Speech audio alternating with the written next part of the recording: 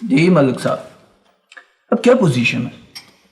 Sir हुआ ये था कि स्टूडेंट्स में कंफ्यूजन पैदा करके क्लासों का बाइकआउट करवाया गया था जी, लेकिन हमारे स्टाफ मेंबर्स ने तमाम स्टूडेंट्स को वापस क्लासों में भेज दिया और अब तो तमाम क्लासें रेगुलरली चल रही हैं। Good, very good.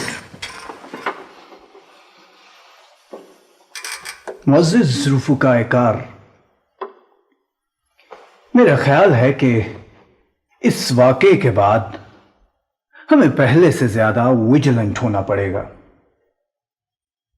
देखिए, कॉलेज के प्रीमिसेस में तो हम सूरत हाल को कंट्रोल कर सकते हैं, लेकिन कॉलेज के बाहर ये जिम्मेदारी पुलिस और इंतजामिया की बनती है।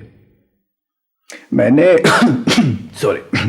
मैंने एसपी साहब से बात की है। उम्मीद है कि पुलिस डिपार्टमेंट बहुत जल्द आउटसाइडर्स को ढूंढ निकालेगा।